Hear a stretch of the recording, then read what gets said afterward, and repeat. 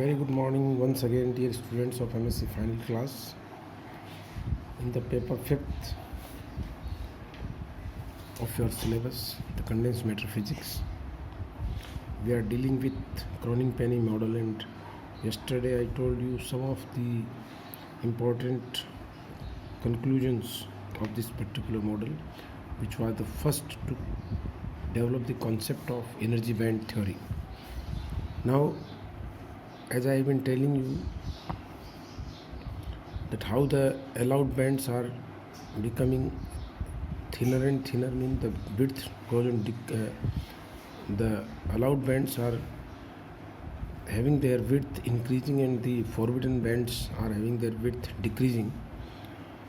With increasing of the energy, simultaneously the width of the gap decreases, as I told you yesterday.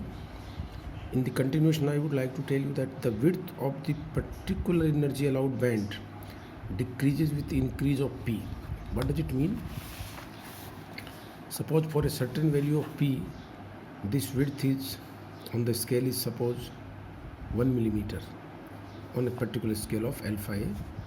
If you increase the value of P, then you will find that this width starts decreasing.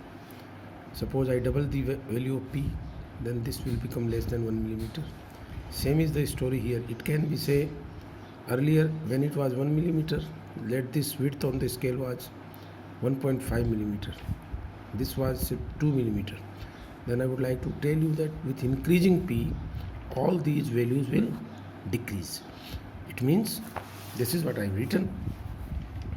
The width of particular energy allowed band decreases with increasing of P. When P tends to infinity, then the only solution of equation 10th, which I told you earlier, here it is. This is the equation 10th, which I proved on the very first day, rather after understanding the Bloch theorem. So if P tends to infinity, then dear students, this for the equation to be finite, this must tend to 0. So this is how you can learn. Sin alpha must tend to 0, and we all know that sin theta is 0 for theta equals to n pi, where n is an integer. So alpha a equals to n pi, and if I square both sides, alpha square will be n square pi square upon a square, and I shall get, I just put the value of alpha square. We know alpha square is what we defined alpha square as 2me upon h cross square. So just write down the value of alpha square, and I shall get a value of energy E equals to n square pi square k square upon 2m square.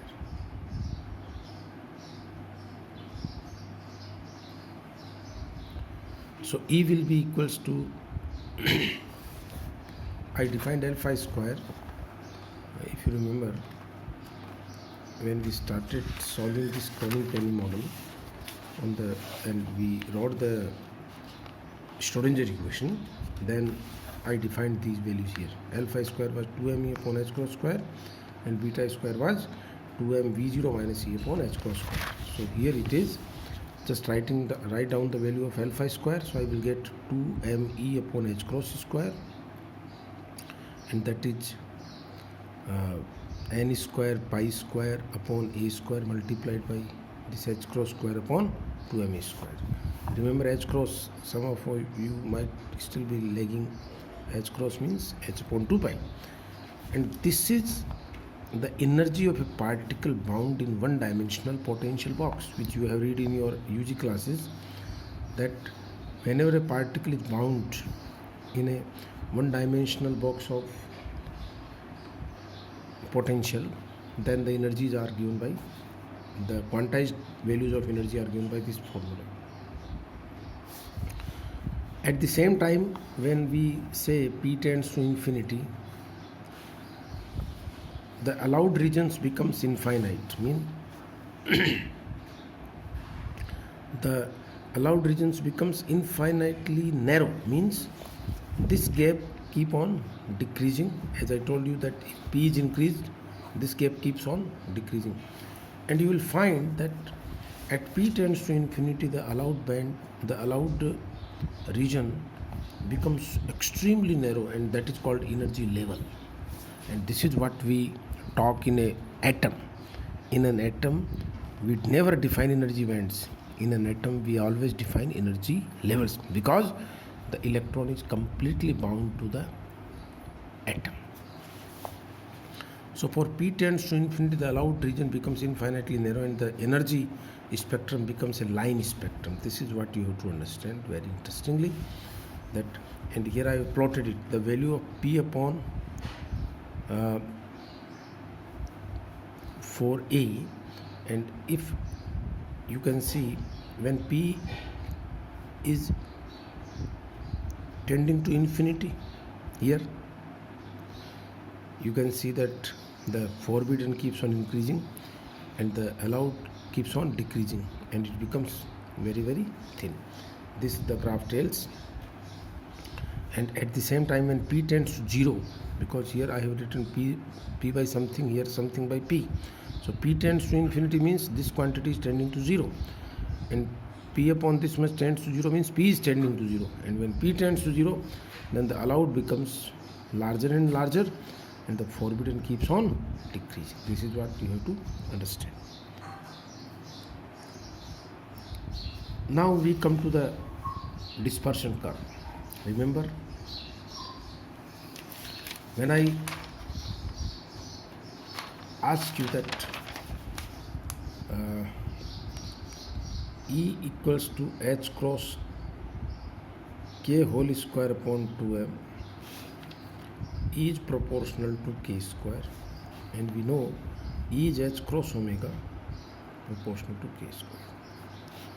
If I ask you to draw a graph between omega and k, then you will say, sir, it is a parabola because y is proportional to x square. Dear students, any curve between omega and k for a moving particle is defined as its dispersion curve. And this curve gives very important information to us. Let us think in what manner. Let us understand it. Dispersion curve at the boundary of the allowed band, here it was pi upon a, 2 pi upon a. So at the boundary of the allowed band, p upon l phi into sin l phi plus cos a becomes equal to plus minus 1. We know the value of the region is somewhere here. Cos, because the right hand side can have maximum value plus 1 and minus 1. The value will fluctuate between minus 1 to plus 1. So cos Ka is plus minus 1, and that will give me Ka equals to n pi. This is another general solution of cos theta. When cos theta is plus minus 1, theta will be n pi, where n can be any integer. You know, pi has, cos pi is minus 1, cos 2 pi is plus 1, cos 3 pi is minus. So when n is odd, it will be minus 1. When n is even, it will be plus 1. So I shall get k square equal to this much, just squaring it, and it is 2me upon h cross square. We all know how. Look at E was, I earlier defined h cross square k square by 2m. So dear students, k square will be 2me upon h square. This is what I have written here.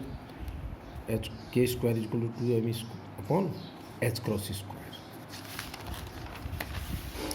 And then E equals to h cross square upon 2m into k square. Again the free particle solution, and E will be proportional to k square. This is what I told you just before. So according to Kronig-Penney model, if we trace graph between E and k, it will be a parabola. It will be a parabola, remember. And which is discontinuous at k equals to plus minus n pi by a. This parabola will break at every value of plus minus n pi upon a, where n is an integer. So these continuities occurs at k equals to plus minus pi upon a, plus minus 2 pi upon a, plus minus 3 pi upon a. And the region enclosed between these discontinuities is called Brillouin zone. I would tell you just after this completion of lecture.